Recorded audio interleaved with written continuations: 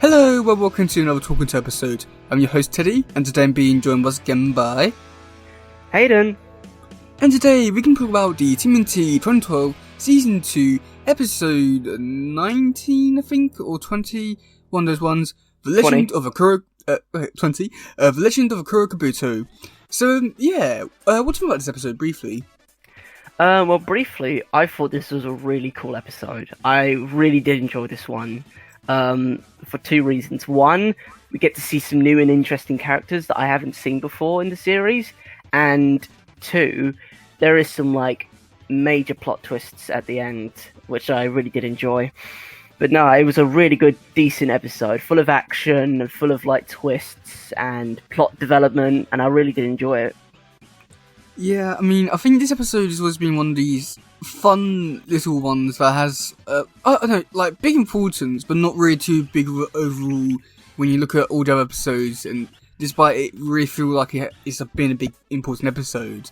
And do you think there is some bits in this episode which I think we will be questioning quite a lot? Okay, so they first start off with Stronko hiring Anton Zek to basically go out and steal the Kuro Kabuto from the Shredder. So, what do you think about that scene? Also, what do you think about Anton Zek? I thought he was a really cool character. The proper, Russian, the evil Russian stereotype showing there. Wrong person. The thief. Oh, That's the Anton thief! Zek. Oh, sorry, yeah. We've already seen Stronko last season. Did we? Yeah, he was at the docks. When Leonardo found out about Kurai's Shredder's daughter. Oh yes, of course. How could I forget that? So, what do you think about Anton Zek? Jeez, I feel like such an idiot now. But but Anton Zek, he was a really cool and interesting character. For a sec, I thought he was like a Krang cyborg because of his tech suit and his cybernetics they had on him. And I was thinking, oh my gosh, is the Krang reaching out and kidnapping people, making them into cyborgs? But that wasn't the case, and I think it was just a suit, wasn't it, that he was using? Yeah, but I'm not too sure where he got all the tech from. Yeah, that's what I'm trying to figure out. It's where did he get all this tech from? It reminds me of so much of the Krang's technology. But yeah, but what do you think about the scene overall? To be honest, I thought it was pretty cool. Because we're developing a greater understanding of the outside of the norm of the Turtles. We're exploring different characters, different views, and I thought it was really cool. Trying to collect all these rare stuff and stealing them, and it's opening up the world. Sure, it's not related to the main story of the Turtles, but this was a cool side story that I really did enjoy. Yeah, I have to say about this bit here, I thought that was a really fun bit to really develop this world, this universe, with everything with the lore, with the history of certain objects, and I think that this would have been a really fun thing to see, play out, throughout more episodes, see, Stronko hiring different people to go out and, steal stuff. I think it could be a really interesting, couple of episodes, but it's a shame that it didn't do much with that, but, yeah, but with Anton Zek, I mean, when I first saw him, I always thought he was a interesting and cool character, and was disappointed that they didn't really do much of him until you get to the next season, and then that's when you find out oh, so doing that with this character, that's interesting. I'm not going to spoil it, just because you won't really understand it until you actually get to it, but it's an interesting thing with what they do with the character, and I like the character. I just wish they did more of him before they did a certain thing with the character. So yeah. So then after that we do hang on, let me grab notes. So then after that we do get to see the Turtles talking about what they should do next, and we do get to see Mikey being greedy. Do you have anything to say about that scene there? To be honest, I am very surprised after the shenanigans of the last couple of episodes with pizza-related monsters and mutants. I'm surprised they went back to pizza so quickly. Yeah, I mean, the only thing which I've got to say about it is just Mikey's just so greedy, like destroying one full pizza and then saying that he's a two-piece kind of guy. Okay, let's just move on. Yeah, major greedy. Yeah, next scene we do get see Shredder coming down to the dungeon to talk to Karai, saying how, Splinter was scum and how he wanted to raise her while she's trying to break out. What do you think about that scene there? To be honest, I thought it was pretty cool. We got to see Karai again, and really cool to see Shredder without his helmet. Like, you can just see his silhouette of his head, but you can tell it's been damaged. It's like completely disformed, and it looks really cool. And it was kind of a shock. It's like, hold on a minute, who's this character? And then, of course, when he spoke, that's like, oh my gosh, it's Shredder without his helmet. And for you guys that have been watching this podcast for a really long time, I don't know much about Shredder and Shredder's past with his helmet and all of that side of things yet. And this was just really cool to see him without his helmet. So, really cool and interesting scene right there. Yeah, I mean, I thought it was like an okay kind of scene. I did find it weird that Karai didn't speak in this entire bit here. And like, even though Kelly Hu is credited as Karai in this episode for the one scene at the end, I always found it just so weird that she wouldn't respond to Shredder, like, arguing back or something like that. I always found it so weird. And even so, I found it weird that Shredder was come down to try to explain his reasonings behind all of it. I don't know, I think it's an interesting thing with how they are developing Shredder's story and with how they do lead to his end conclusion of his story. I do find it interesting, like, to see where, like, this is how it all starts to, like, really, like, take shape of the story, which I do find is interesting. But then going into the next scene, we do have another very cool scene. We do get to see Anton Zek inside of Shredder's room, trying to steal the kuro kabuto and fighting the footbots and Raza. What do you think about that scene there? That was pretty cool. We got to see his technology in action, and I thought it was really cool. And it's so, like, when he pulled out, like, the glass pane with his, like, tech suit, I thought, hold on a minute, this is Krang technology written all over. Like, where did he get this stuff from? That's what I want to know. Yeah, I have no idea either, but, like, some of the things he was doing, it was just, like, I don't know, it reminds me of a lot of, like, Star-Lord in a way, I don't know if you like getting those kind of vibes. Star-Lord. No, that actually. No, it makes now sense you say it. Yeah, it seems like so Star-Lord, like throwing where he can go. Hee Yeah, to be honest, I was a bit like weirded out. I was like, why is he doing like the hee hee? Sounds like Michael Jackson or something. Yeah, I mean, I don't know. It was like I think that because of how creative they was able to get with Anton Zek, with how he was able to fight with throwing like mohawks, glue, and other stuff, and even be able to create zip lines from his shoots. Don't know how. I don't know. I think it makes for like a really interesting and creative fights, and this bit here like really show it. Also, I was really surprised, and I don't know how I feel about it. He threw a card into Razar's head, and he actually stuck into his head. And I don't see anyone talking about that scene whatsoever. What did you think about that bit? Because I was sort of being weirded out by it. That was, to be honest, when he sent his calling card right into Razar's skull, I was thinking there was going to be like, I thought it was going to go straight through, and I'm like, oh my god, they can't show that. But luckily enough, they didn't. But no, when it got stuck in his skull, I'm like, oh my gosh, like, this guy, he's lethal. But no, it was really funny just to see that happen, and just to like witness this character for the first time.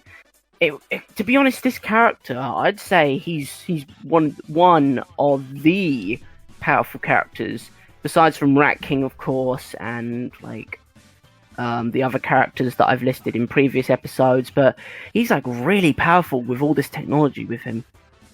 Yeah, it does make for like some really fun fight scenes, and again, I feel like he's like definitely a type of character which I really wanted to see look more because of how like fun and creative he's able to get, and I do feel like he's like definitely like a powerful enough threat to the turtles with what he's able to do. And like even with his like him becoming invisible, which I don't want to talk about later because there's a little scene there which reminds me of something from 2003 Turtles. It just like it's just so fun and creative, and not like all the other characters, which I think what helps make him stand out quite a bit. But then after that, we do get to see the turtles. They find out about the Shredder's helmet, and that's when they have to fight the foot soldiers. What do you think about that fight scene? To be honest, that was pretty cool. That was really cool, and the shock and the realization of what they had in their palms, I guess in their hands. Sorry, I was thinking, hold on a minute, they don't have palms, they don't have hands, they have like web feet. But no, I'm sorry, I'm going off topic here. But when they had Master Shredder's helmet in their palms, and they were thinking like, oh my gosh, this is like the Shredder's helmet, like I can't believe this is happening. Like you could see the shock on their faces, and they were like, all right, what do we do now? Yeah, it was an interesting bit there, but I don't know, something about it just seemed a bit too rushed. It was just, I don't know, something about it just like very rushed. Like Ruff go up and it's like, gosh, I believe it, and then it goes straight into a fight scene and don't really ever really question it too much, other than just think, so yeah, we can use this as a bargaining chip, and that's about it. They don't really give it too much thought other than just that. I do think that's a little bit of a missed opportunity. But what do you think about the fight scene between the foot soldiers and the turtles?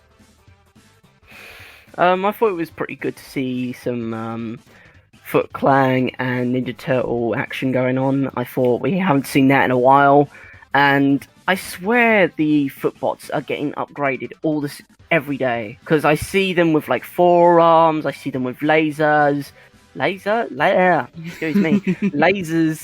and like battle axes, and they're putting out all the stocks on this one. Yeah, it's just, I don't know, I found it to be I always thought it was like an okay fight scene. I didn't really think too much of it, and I still don't. I always thought it was just like an okay fight scene. I do think it could have been a lot better, but with what I had in it, it was just okay. But I think there was like a little bits in there that could have been better. But then after that, we do get to see Shredder talk about the actual legend behind the kuro kabuto. What do you think about the legend behind all of it? The legend. That is what I really did enjoy about this episode, the plot development and the backstory to this like really unique prop, and it was like really cool. Like it's been passed down from generation to generation, and now Shredder has to like uphold this tradition of the Foot Clan, and it just shows how far like the Foot Clan goes back. Like it went back to like ancient samurai time. And it was just so cool to like, this has been around for centuries. Like the Foot Clan are powerful. They are just there. And the helmet is such an iconic piece to the Foot Clan. And it's just so cool to know a bit more about that distinctive prop and that distinctive helmet that Shredder wears on top of his head all the time. Like, it's just so cool to know that, in my opinion at least. Like, it just makes the story a bit more alive, in my opinion. Yeah, to say that I do enjoy this quite a bit, just because with like Shredder, I know that he gets some development in other series, and even in this series, he does get quite a bit of development. But I'd say that giving him this whole legend behind the kuro kabuto thing, it just makes it like seem like there's a lot more history and lore to this show, which I love. And also, not to mention that it does build on to the character and make him feel like there's a lot more to him and stuff like that, which I think is just so interesting. And I do think that like this would have been great if it did do like other shows. I mean, I do think it could be, especially with what doing 2003 show. I know that do a little history stuff on like one thing in the show, but I think it would have been like really cool if they did do something on like on the Shredder and did like stuff about his arm or stuff like that, because like I do feel like there's a lot of stuff that you could explore with other versions of the Shredder, but they don't, and I do feel like this is probably the most explored version, especially with all the kuro kabuto stuff, which again I just think is just so fascinating and interesting. So yeah. So then after that, we do get to see Shredder's henchmen go out, and this is where the part which I want to talk about quite a bit. Stockman, he's not talking, he's buzzing. What do you think about that? To be honest, that was really weird. When Stockman didn't talk whatsoever and he was just buzzing all over the place, I was thinking, it just wasn't Stockman, if you understand where I'm coming from. It wasn't him. And when they just removed his voice and he was just like buzzing and all that, it wasn't. I didn't feel like it was Stockman. Do you understand where I'm coming from? I know it's.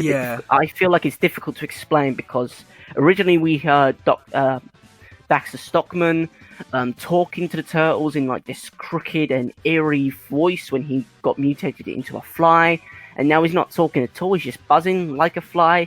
It doesn't have the same effect, in my opinion, which was the most annoying thing about this episode. Like Stockman didn't talk, and it just kind of took the flair out of it, you know?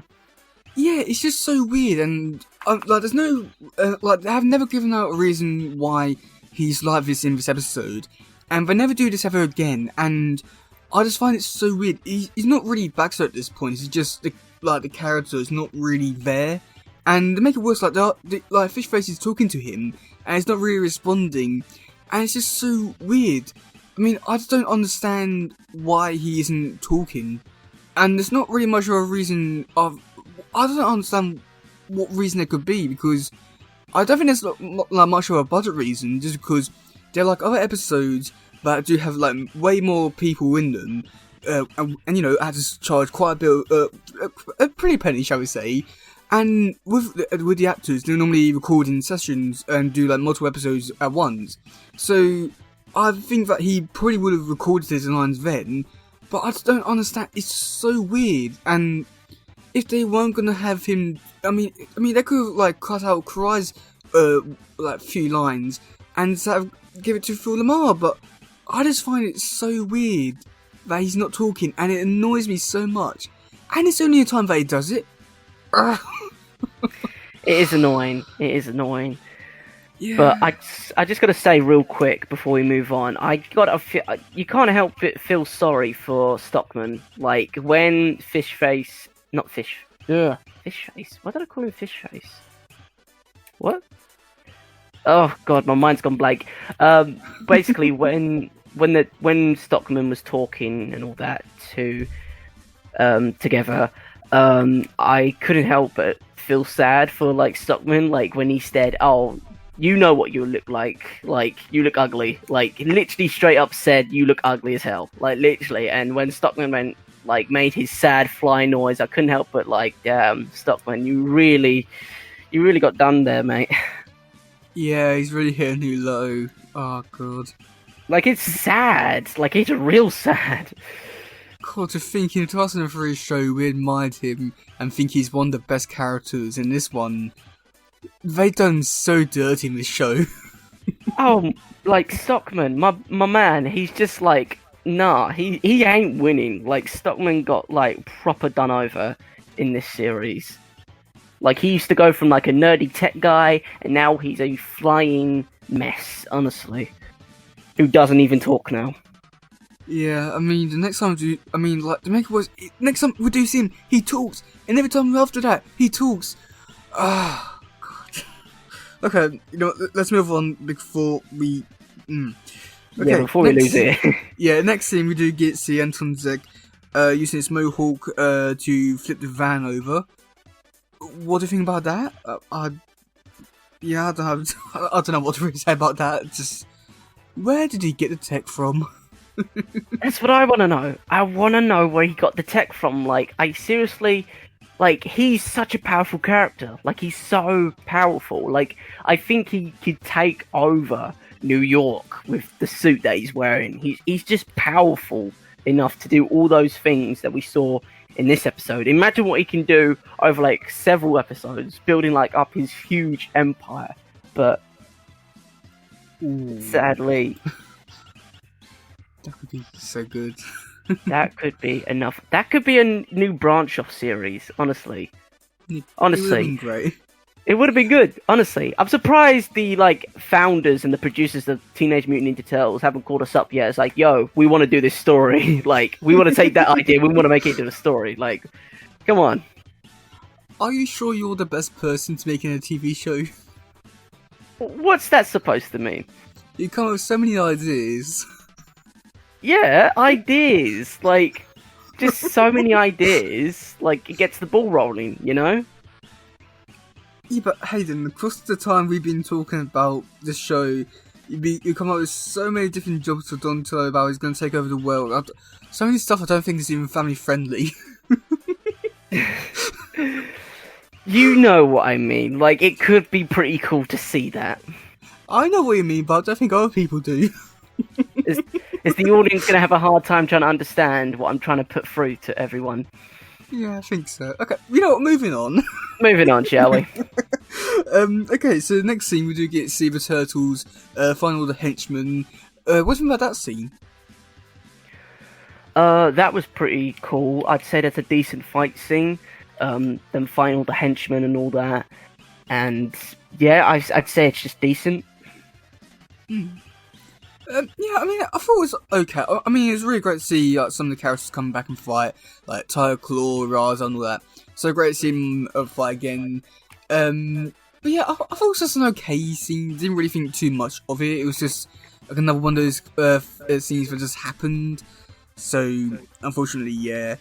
But then after that, we do get to see Leo running through the streets, and this when he comes in contact with Anton Zeg.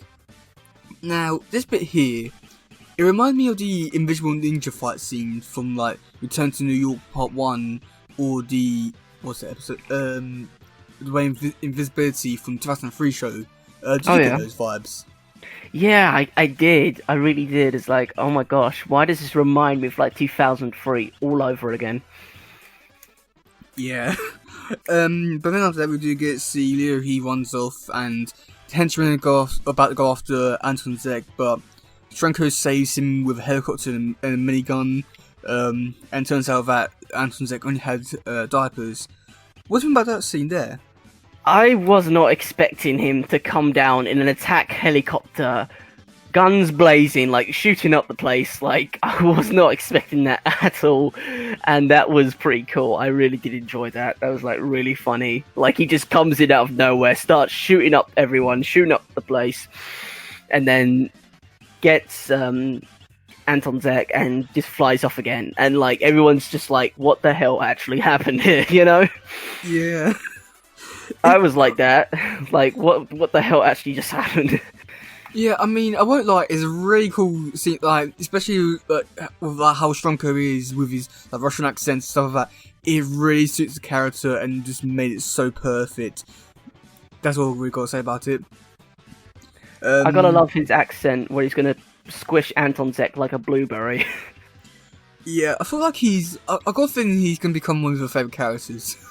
It does sound like that. Like, honestly, he's such a cool character. Like, the Russian accent, like, he's this collector with this diamond eye. Like, he's coming on that list of favourite characters of mine. Okay, moving on to the next scene, which I think is going to be another really cool one we're going to talk about. The end fight scene between the Turtles and the Shredder over the kuro kabuto. What do you think about that scene there? I'd say that was a very interesting fight, only because like Shredder was only concerned about getting his helmet back. He didn't care for Karai.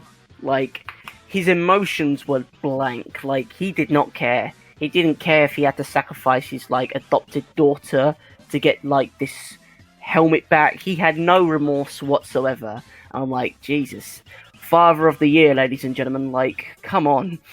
Like, he has no soul, no remorse, no nothing. He's stone cold killer. Yeah, I mean, I found like to be a really fun fight scene, really intense, and it's been a long time coming. I mean, I can't remember the last time I had a Shredder vs. Turtle fight. I mean, I think that was at least a season ago, which is a bit shocking compared to like 2003 show, which is doing like every other episode. So it feels like it's been a really long time coming, and I was really glad with what we did get, but I just felt like there should have been more fight scenes with the Shredder in with the turtles, but it's taking like nearly a season to get to it, which I find so weird. But yeah, and also to make it worse, which I find so stupid, they get Karai, and then they decide to give Shredder his helmet back. Wouldn't it make more sense to keep the helmet as well? You know, have leverage and stuff like that. Yeah. But yeah, speaking about the Karai bit, she's a bomb. What do you think about that? Was not expecting that at all. Like, I thought, okay, Karai... When they were carrying Karai across New York, I thought it was a bit suspicious. Like, hold on a minute, can't you just rip off the, like, blindfold and let Karai run herself? Because she knows she's pretty good at it. But no, I just see Leo just carrying her like a knight and a princess would, perhaps.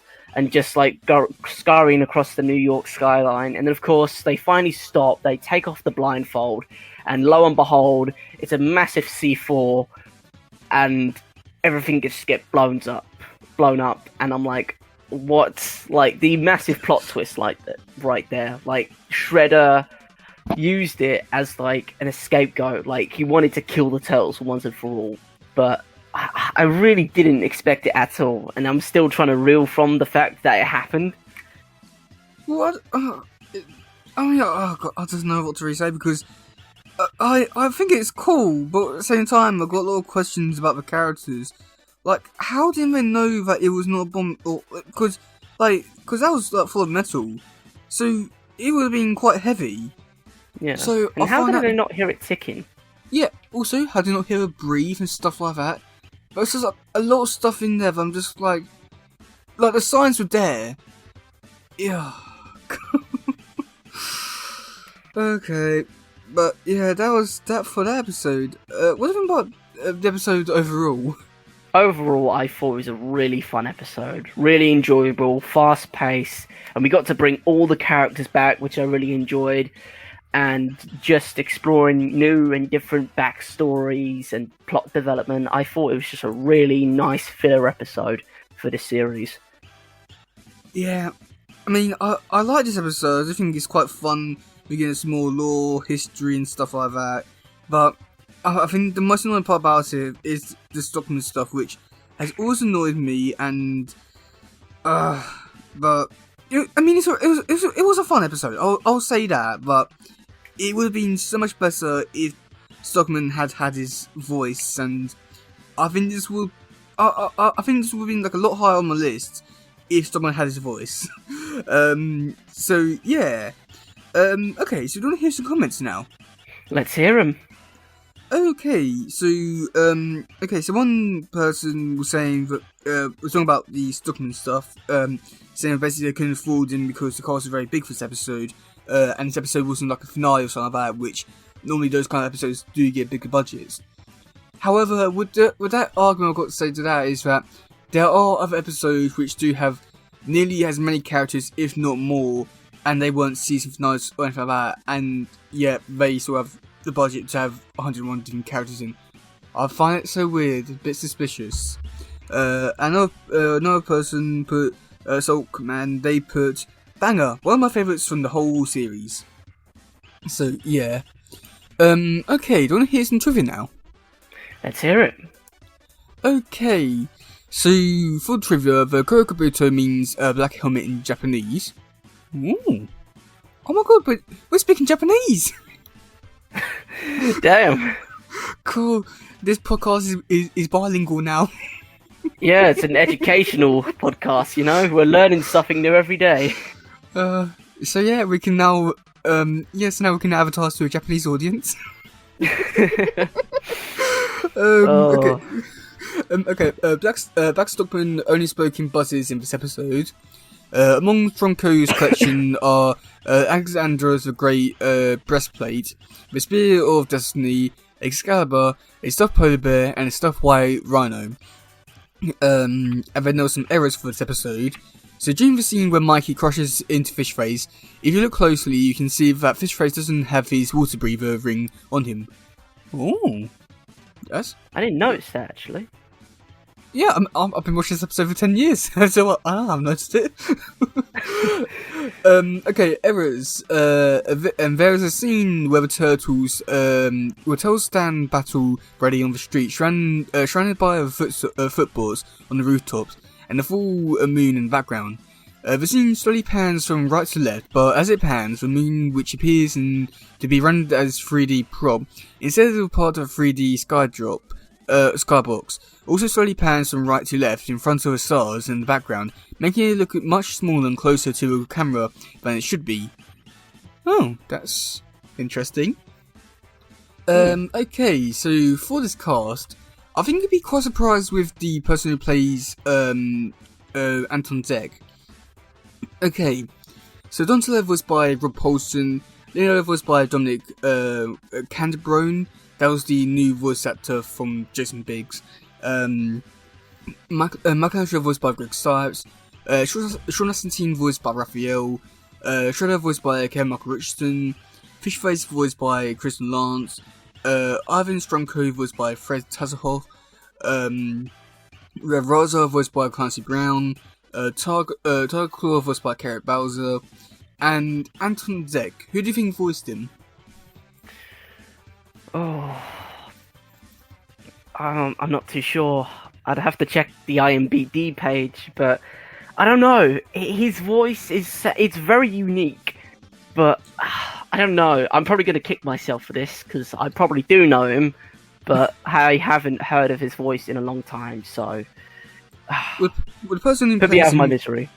Okay, well, the person who plays him is JB Smooth. Do you know who that is? JB Smooth.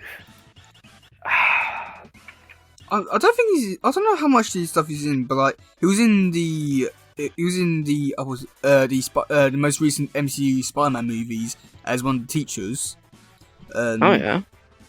He was in the Harley Quinn as Frank the Plant. Oh my, that's JB Smooth. I've just loaded up his IMDb page, and yeah. I know him. He's so funny. Like you said, he's been in the Spider-Man and all that. Now that I've seen his face, then yeah, he's really funny. Yeah, be careful when you do scroll to the turtle section. Just skip past that, just because it just gives some spoilers. That's all we're gonna say about that.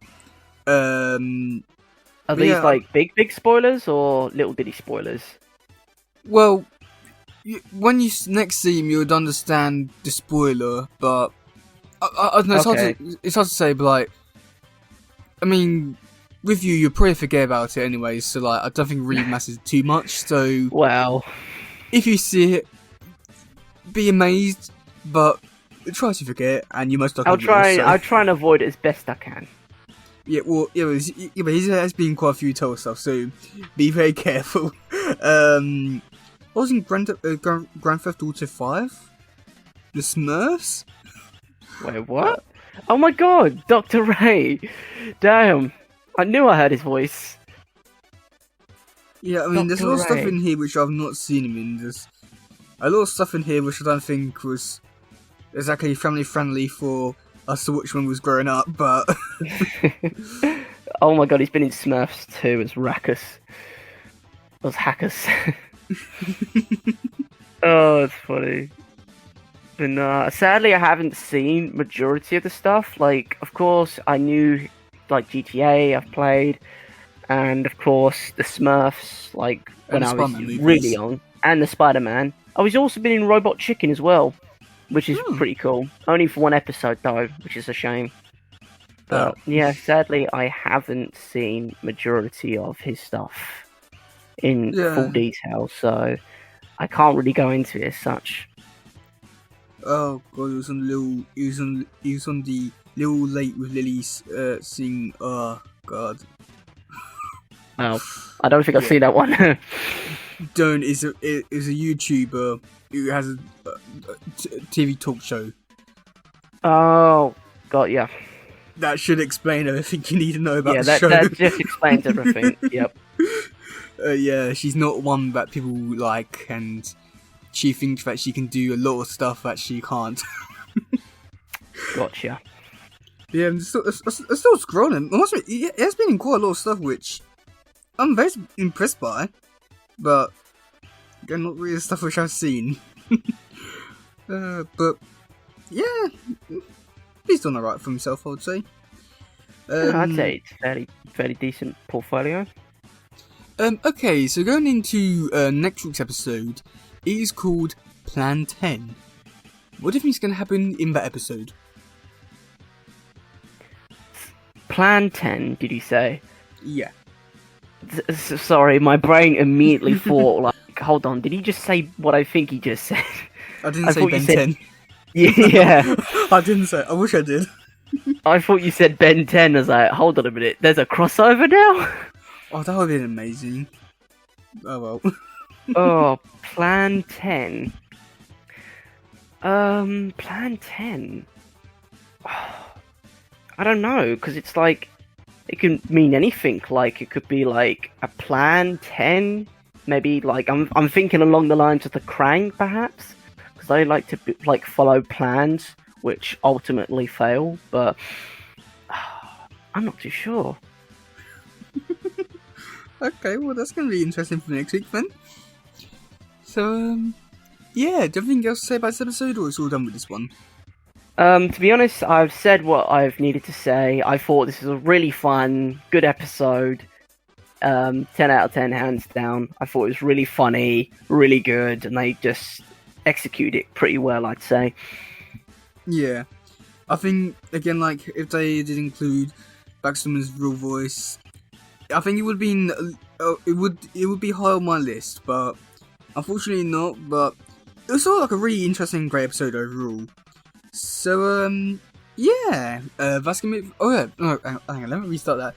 If you don't want to get onto the podcast, you can send a message either through Reddit, Anchor, either through text message or voice message, YouTube and stuff like that. So yeah, I've been your host Teddy. And I've been Hayden. And we'll see you soon. Goodbye. Yo. Bye. Bye.